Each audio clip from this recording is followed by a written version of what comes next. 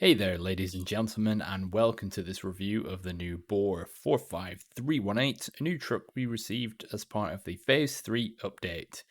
In this quick review, we'll take a look at where to get the truck and its upgrades across the Wisconsin map. We'll also take a look at the add-ons and the trailers available, how it drives when loaded, stability, speed, and fuel consumption, so let's get started. So here you can see the Wisconsin maps side by side. The starter map is Black Badger Lake on the left. In the first map, there is one upgrade specific to the Boar, and that is the Diff Lock. Now, this is very easy to get to, as it's just up behind the garage, where basically you just get a truck and just drive up the river.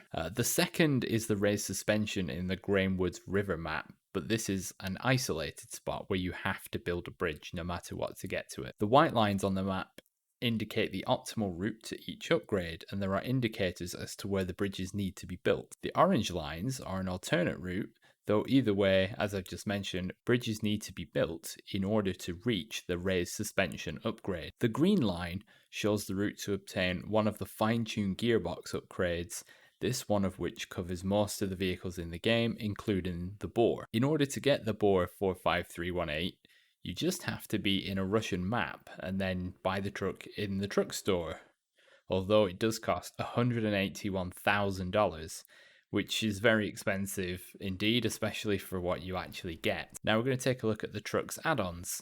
Here you can see me flicking through the options in each category, and I've outfitted the truck how I prefer to drive it, trying to maximize each performance stat, preserving fuel consumption typically over power to weight ratio. For add-ons, the Boar operates mostly like other large trucks in the game, just having access to high saddle for trailers, but it does also have a log carrier front, and does include the seismic add-on as well as the service van. Moving on to trailers, I've equipped the high saddle to demonstrate that this truck can use any high saddle trailer or any towable trailer, so it's useful for those sort of oversized cargo missions.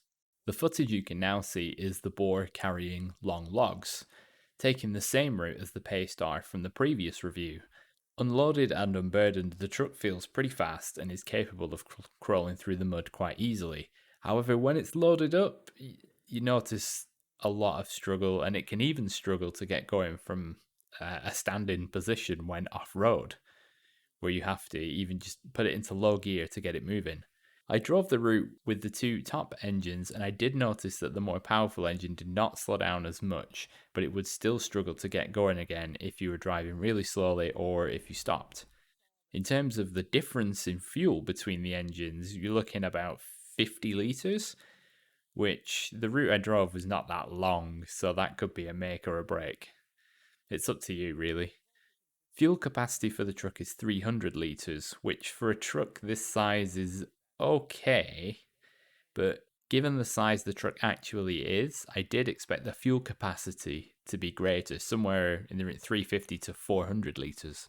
The bodywork of the truck does also pose some issues. The rear and midpoints are fine, however it's the front end that's pretty ridiculous. The thresholds stick out a lot when you're turning, so take care when turning in tight spaces, and it'll also mean that you have to turn a little earlier than normal, especially to avoid those pesky walls, barriers, and lampposts. In summary, I think this truck is severely overpriced for what it is in the game, and I think that $100,000 would have been a lot more suitable and applicable. It has okay heavy hauling performance, and overall it's about a 6 out of 10 for me. Anyway, I want to thank you all very much for watching. If you found this video useful, please consider liking the video, leaving a comment, and maybe even subscribing if you aren't already for more Snowrunner content, and have a great day.